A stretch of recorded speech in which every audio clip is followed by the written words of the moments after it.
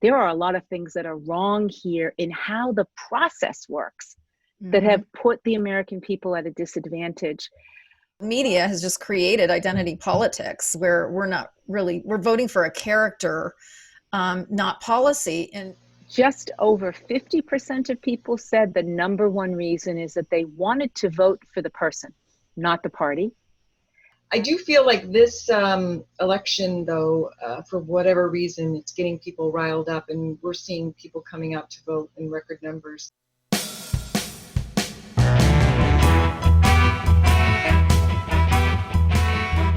So, hey there, everyone. We have Cathy Stewart today with us from independentvoting.org. Independent Voting is the organization. And we thought it would be nice to chat with her and hear a little bit about her and her views on voting since the 2020 presidential election is coming up. So, welcome, Cathy. And hello, Yes. Kimbra. Welcome. So, Cathy, what is your Hi. role with independent voting? Well, first of all, thanks so much for having me on. It's great to have a chance to talk to you both. Thank you. I am the Vice President for National Development at Independent Voting. We got our start in 1994, and I was always an active participant, and then several years ago came on board, and I'm now our Vice President. We're the largest organization of independent voters in the country, and really not a third party. We're not a party. Okay. We are working to kind of impact on how the political process is relating to what is now 40% of Americans who've decided to leave the two parties and face a lot of barriers having done that. And we feel that independents also have a very, very important role to play in reinvigorating our democracy, in being bridge builders around the issue of partisanship, and in creating unusual coalitions that we hope could be developmental in moving things forward. Well, do you find that this group of independent voters, do they vote or do they not vote? Are they non-voters, or do some of them vote? Or great question. They vote. About roughly speaking at the same average as the rest of the country. And what I would say about independent voters is that we very much have become the key constituency in national elections. Let me paint you a picture of what I mean there. Back in 2008, it was independent voters in open primary states that actually gave Barack Obama his margin of victory over Mrs. Clinton, and then broke very strongly for the president in the general election. And again, we saw that happen. Now, what's interesting is independents have a very strong feeling about the corrosive impact of partisanship. So we saw independents swing in the midterm elections during President Obama's term for Republicans and gave them control of the House. And in our work with independents, what we've learned is that independents were very frustrated and felt that basically the Democratic Party was running the table, and that the hope and the promise that President Obama could rise above that, it wasn't materialized. In 2016, I will tell you, independents broke for President Trump. if you like our videos, go ahead and click on like and subscribe. We really appreciate it. Thanks. In 2018, just to say, after the 2016 election, independents gave the House back to Democrats. So you can see that independents are sort of, I think of them as a very restless community of voters that are looking for ways to try to break through. And where you really see that is how animated independent voters are about structural political reforms that could move more power to the American people away from the two political parties. Yeah, I was reading, it was on that website, Kelly, that you sent me. It said 26 million independents were barred from voting in the primaries. I didn't quite understand about that. Maybe you could. Yeah. Oh, thank you for raising that. Such an important question, right? And am I right, Kimbra, that you're in California? I'm in California. Is that right? Yeah. Okay, so I'm going to talk a lot about your state. Okay. Because partly why you don't know this is that California passed through a citizen referendum nonpartisan top two primaries, right? Oh, okay. Where all the candidates are on one ballot and all voters get to vote. And then the top two vote getters go on to vote in the fall. It's a very fair, nonpartisan election system. It actually makes the primaries a public primary, not the purview of the political parties. The 26 million figure, what we're referring to there is that in the presidential primaries, the two parties determine the structure of who can participate in the presidential primaries. And in many states, those primaries are closed to independent voters. And actually, one of my roles with independent voting is in all of last year, from 2019 all the way into the beginning of this year, we ran a campaign called Eyes on 2020, where we made an appeal basically to the Democratic Party, because it became clear very early that there wasn't going to be a Republican Party presidential primary. So a lot of our efforts were directed at the Democrats. And we basically said to them, hey, look, open your primaries to us. Let us participate in this process that we pay for with our tax dollars and that is so critical for who the candidate is going to be that is going to be facing President Trump in the fall. We made some headway in some states. One state I would call out is Nebraska, where their Democratic Party chairwoman, Jane Cleave, who's a dynamo, got the party to open their primaries to independents, but also to make that presidential primary binding on who the delegates were going to be, so that your vote actually meant something. But the fight was intense.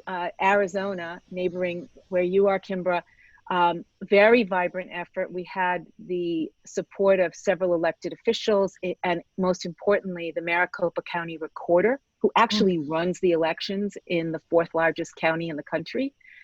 He brought a resolution to the state Democratic Party convention. This was fascinating, to open the primaries, which they could have done with a vote. Simple. It was a real break generationally. Younger delegates said, yes, we want their votes in the fall. They should be able to vote now. And also, more delegates of color were supportive of opening the primaries, but we lost the vote. So they kept them closed. So it's a real problem to have an election system where what's now 40% of Americans is they're told their opinions don't matter. They don't have the same voting rights. It's a long-term fight ahead of us to get that corrected. And this is could be the deciding factor of this election, you know? Yeah. So, I mean, we'll see where independents go, right? I mean, obviously everybody's voting now, and we'll see how it breaks. Yeah. what kind of things is your organization, Independent Voting, what kind of things are they doing other than opening the primaries? And are there other initiatives that you're working on? Wonderful question. We actually just completed a survey. One of the things that we do is we work to bring independent voters to the table, right? From a public relations point of view, to have our voices included, and to work to influence the way that elected officials are thinking about what it is to represent a constituency. So we just completed a survey. This is our second one of this size. In 2018, we surveyed 5,000 independent voters. This year, we surveyed 3,600 over just over 100 days, obviously in the midst of the pandemic, in the midst of the presidential election, and then in the midst of the social unrest and social movement that emerged after the murder of George Floyd. And we asked a whole host of questions, again, trying to create a platform for independents to have more of a voice.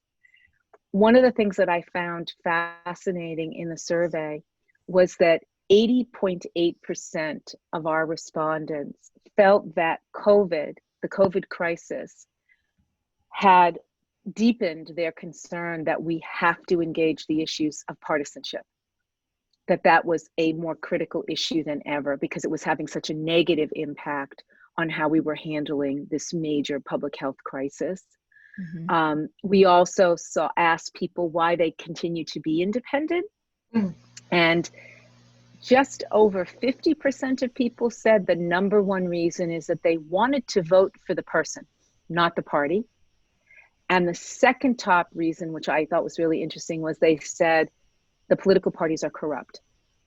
Mm-hmm. So that's an interesting profile of who these voters are. So we do a lot of work like that. We've been doing a lot of work with the media in the build up to Election Day. It's kind of funny. You'll appreciate this, both of you.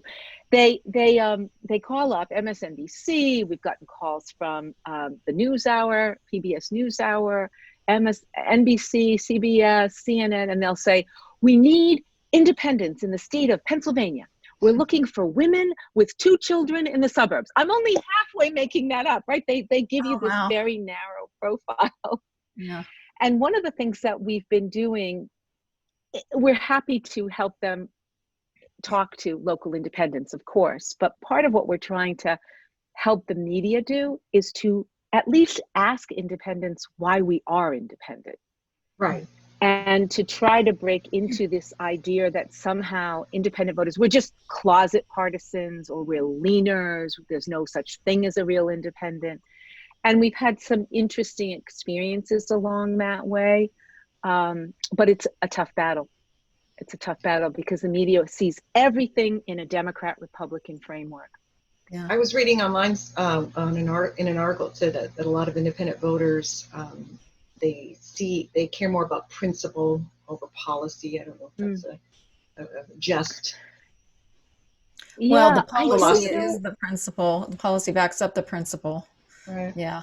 And then media has just created identity politics where we're voting for a character, not policy. And, I just got an email today from Joe Biden's campaign, or maybe it was an email. I might have seen it on Facebook or some survey or something somewhere on a website.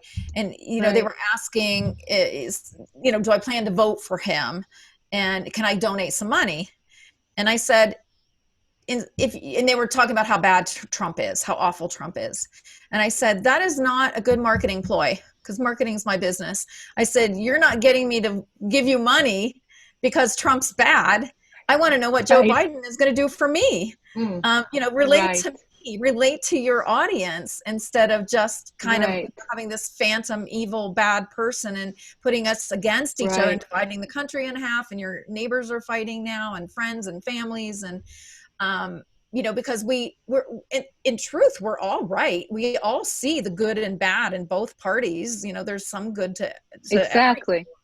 And so we're all correct in our beliefs, but the media amplifies it and keeps us divided. And that's why I am an independent. I tend to lean liberal and vote Democrat, but I don't want to be held to that because I'm right now not happy with the Democratic Party.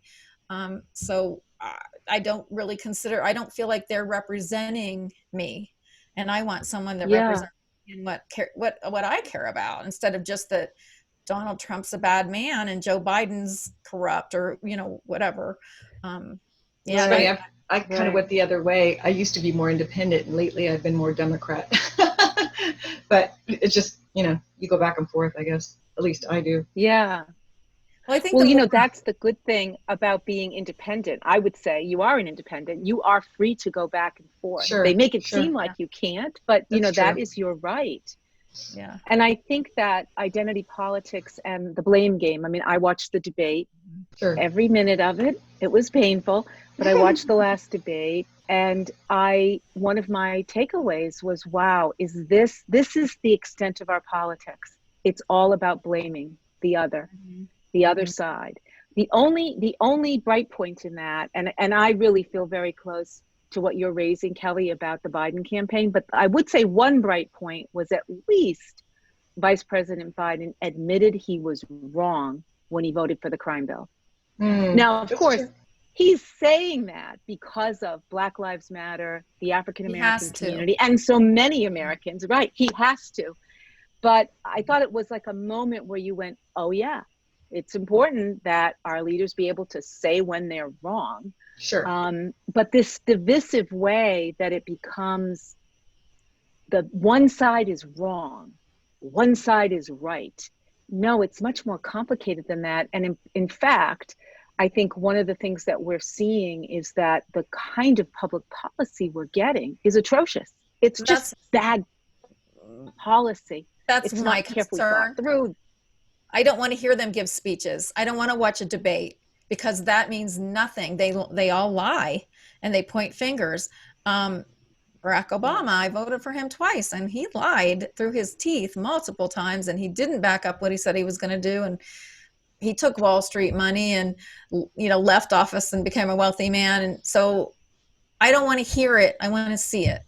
And that's why I think a yeah, lot of people that are more informed, a lot of people aren't, they're not so informed. They watch the mainstream news and they listen to what the mainstream I call them entertainment news people tell them. right, And a lot of it is, they lie by omission. They're not telling the whole truth and painting the whole picture. right, They're right. using the identity and the social issues to keep people excited about, oh, we can't let them overturn Roe versus Wade, which probably won't happen. And if it does happen, we fight that battle then, but we're letting, the SCOTUS, the Supreme Court, hold us hostage. We have to vote for this president because of the Supreme Court, and we've just given away our power. We just are not, as Yeah. voters, as the people, the masses of people. Why are we so powerless? And that's the frustrating thing for me. I think the issue of powerlessness is really the one we have to tackle. I'm so glad you raised it so eloquently there. I think so. I think one thing we have been miseducated around is I think we think that voting is what we need to do, Mhm. and it's where we can exert the most power. And I think that that's a mistake. That actually what we've got to look at is how did the rules of the game change so much so that these two major parties have restructured things so there's no real competition except at the maybe the presidential level, maybe at our gubernatorial levels, but mostly there's very little competition. There's very little new ideas brought forward. So many Americans feel alienated and aren't voting. We've got to look at, oh, wait a minute, they've written rules that actually make it in their favor not to solve our most complicated problems because of the way the primaries are structured, the way money flows. They actually don't do well if they do a good job for their constituents. And we have to unpackage that. And I just read a very interesting book. I run a book club called Politics for the People. And we just read Catherine Gell and Michael Porter's book, The Politics Industry. And they take a business model and they look at the politics industry and they tear it apart. And it's very helpful to break it down and say, oh, there are a lot of things that are wrong here in how the process works that have put the American people at a disadvantage. But we're going to have to come together and do the very hard work of reforming that process state by state. And that's like a lot more hard, a lot Yeah. more. You A lot need of to do a work. lot more than just vote, right? It's a lot of Sure. work. Thank you. Yes. Yeah. Yes. And being But I informed. think short The of problem that, is yes. most people they're not even aware. That's the frustrating thing for me is we've got 40% more people are independents than Democrat or Republican, but yet the Democrats and the Republicans are the only ones that really count, that are heard, that have representation, and they don't even know what they're voting for. They're not even educating themselves on what they're voting for. They listen to the speech or they watch the debate, and that's how they make their decision. And that is not a good way to make those debates shouldn't even happen because they're nothing but lies. It's just two people marketing Yeah. themselves. Anyway, that's Yeah. And of course, I get so one frustrated. of the things, no, I share that with you. One of the things that's happened with the presidential debates is that they're run by the Commission on Presidential Debates. Those words literally mean the Democratic and Republican parties. The board is all very high rollers, very high stake players in the two parties, and they've written rules to make it impossible for an independent candidate to qualify to be included in the debate. Yeah. The last independent to be included was Ross Perot. And whatever we might all have thought of, or if we even followed Perot, he brought new ideas to the table. and force some issues into the public terrain that the two parties didn't want. I mean, the whole issue of the debt and a balanced budget came from the Perot movement. But fundamentally, I also think Perot was saying to the American people, hey, we have to take our government back. Yeah. Well, we haven't done that yet. No. We've got government that's still controlled by the political parties, which is not what the founders intended at all. No. Now, I'm frustrated with, I don't see a way to do it. I really don't see a way to change it. The way the media has got such control on people and convincing people that watching cable news is how you know what's going on in our government, and it's not. That's what, that we've got the narrative and the talking points, and no fresh ideas. We've got two very old people running for president, and there's nothing wrong with being old, but we need fresh ideas. And if you're old and want to run the government the way we ran it in 1970 or 1980, you should not be running to be the most powerful human being on the planet. We need new, fresh ideas, and they're out there. It's just those people get closed out, and we don't even hear about them in the media very much. Kimbra and I just did a podcast on Andrew Yang, and he's got fresh, new ideas. And thank goodness. Yes. But see, I think what's going to happen is these older people are going to age out. And again, hey, I love Bernie Sanders. I think he didn't have fresh ideas, and a lot of people complain about him because he's railing and rambling about the same things for 30 years, and people are tired of hearing it. Well, those are things that should have been settled 30 years ago. That's why he's still rambling about the same things 30 years later, civil rights and healthcare, and those things should have already been settled. So I give him much credit and much respect for not ever giving up the fight, but we should have moved on by now to bigger things. And, while the world's passing us by and there's all this new technology, and our government seems like they don't even understand it. Katie Porter, one of my favorite representatives, she's a representative. I don't think she's a senator. I think she's a rep. Right. She makes fun of the old guys in Congress using a flip phone. She's like, they're still using flip phones. They don't even understand technology. That's, just an analogy of, their knowledge of how the world has changed. And then people complain about term limits. I said, we have term limits. Term limits exist if you just don't vote for the same people. We have to be more educated and not stop voting for the very people who are not changing and not growing and evolving the way we want to see our world evolve. Yeah, let me see if I can share with you sort of my top most hopeful things that I'm seeing. Give me some hope. That aren't breaking through. Yeah. I'm going to give you some hope. I'm going to try. Okay. It's a bleak picture. I really get that. So, well, one thing I feel hopeful about is the sheer fact that 40% of Americans have raised their hands and are saying something's broken. Not sure I know what to do about it, but I'm not going to be part of the two parties. So that's persistent. It keeps growing. Young people, over 50% of them, are becoming independent. So that's one thing I keep in mind. That's just going to keep pushing from the bottom, pushing the system to deal with that growing disconnect. Second thing I feel hopeful about is what can happen when ordinary citizens do come together. And let me tell you about someone who I think you should interview as you build your podcast, Katie Fahey.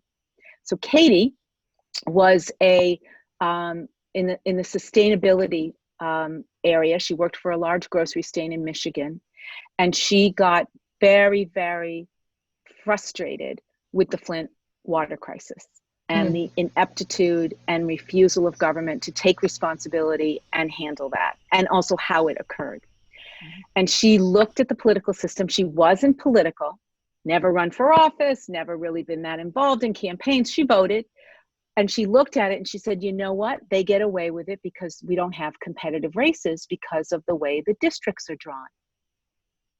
She put a Facebook post up on Thanksgiving of 2016, and she said, hi, anybody want to work on redistricting reform in Michigan? Smiley face.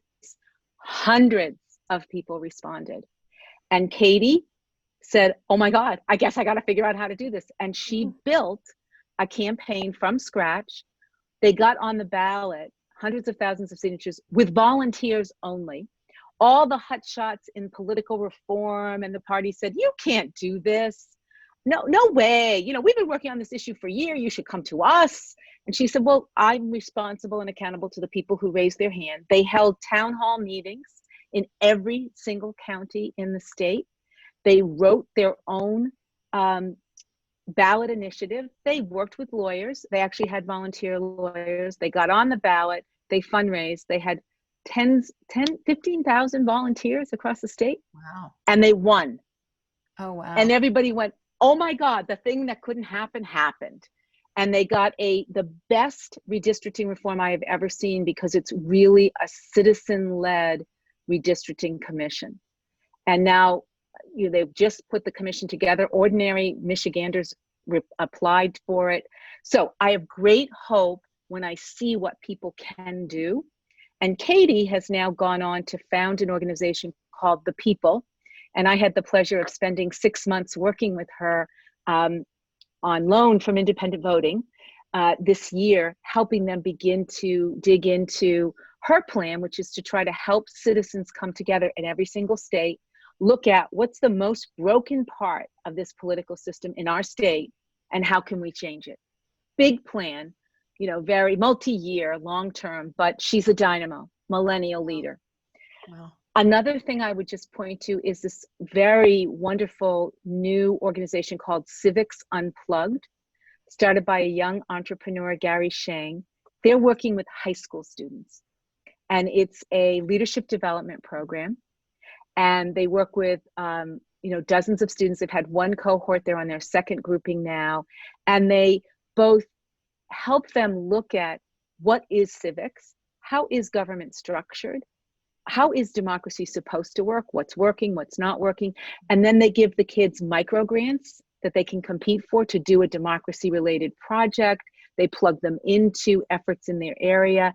Again, we have a long way to go, but I see things happening that make me think, okay, we're not done yet. We're not done yet.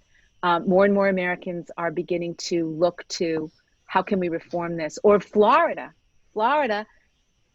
long story, but I'll give you the very skinny version. There is an initiative on the ballot in Florida for top 2 nonpartisan elections like they have in California.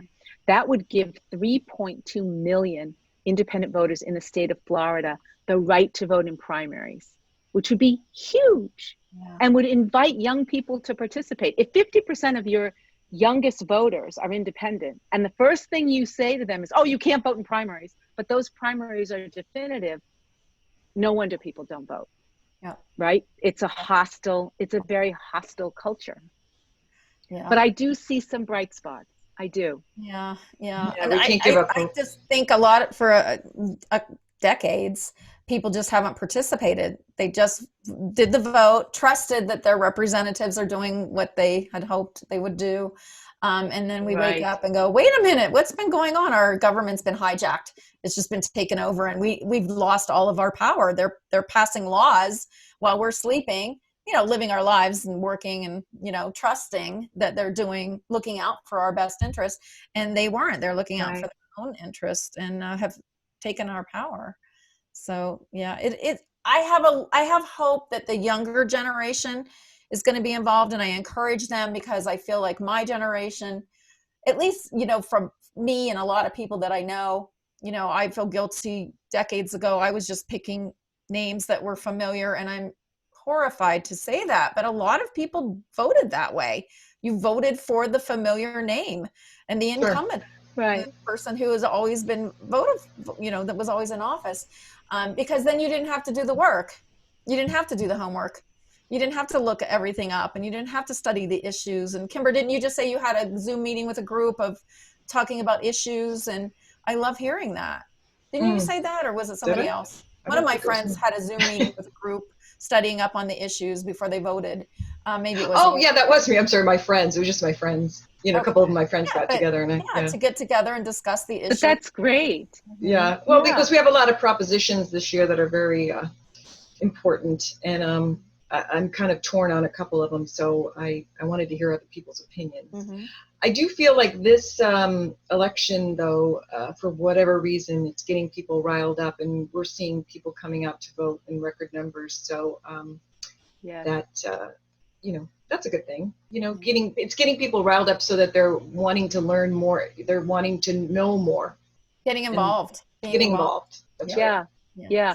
I think our challenge is the day after Election Day, and can we take that level of concern and can we help people see what's next? And that it doesn't just turn into one more disappointment. Ta-Nehisi Coates was the guest editor for the September issue of Vanity Fair. It was an issue devoted to Breonna Taylor. And he wrote an introductory essay. And one of the things that he said, I'm going to paraphrase, but it was very meaningful to me. He called voting civic hygiene, that it's both essential, which it is. And I actually spent several months working on making voting by mail more accessible this year. So it's essential, no argument, but insufficient. And I was so glad to hear him put that forth in that issue, because that's so important. We have to take the energies that have been unleashed, if you will, in this election cycle, and whatever happens on Election Day or in the days that it takes to then count the votes, right? It's going to be a very different election, perhaps. We have to help people realize that we have to keep going, and we have to give ourselves more power. We have to uncouple the political parties from government, and we have to reform a system that doesn't work for us. Because let's face it, we aren't getting good choices. Right. That's if you ask all of us, Americans are almost, it's like it polls at like 90% that we're not getting good choices. And that's what we have to turn around. Yeah, they're being chosen for us. We're not even exactly the initial choice. So, and I think that's a good message. I really appreciate you giving your time to us today, Cathy. And my pleasure. Insight and giving a little bit of hope, hopefully a lot of hope. And I would say, to our audience, we'd love to hear from you and hear what you have to say and any ideas that you might have in taking back democracy and participate. The important thing is it's our civic duty to participate in our government and educate ourselves on what's really going on. Stop relying just on cable news for your information, because you're getting bits and pieces. It's, it's slanted to fit the narrative of whichever side they're on, and educate yourself to understand what you're voting for. And voting, it doesn't stop with voting. So thank you so much, Cathy. Thanks for joining us. And thanks, Kellie. Bringing awareness to a lot of different subjects that we don't talk about all the time. So and thanks for the work you do. Yeah, we really appreciate it. I appreciate that, and thank you so much for having me on. It's great to talk to you both, and thank you for doing the podcast. Terrific. Well, we are trying to stir the pot and get people thinking deeper on a deeper level, and participate more too. So see how that goes. All right, everyone. Thanks so much. Thanks a lot. Have a great rest of the day. Bye. Thank you. Bye now.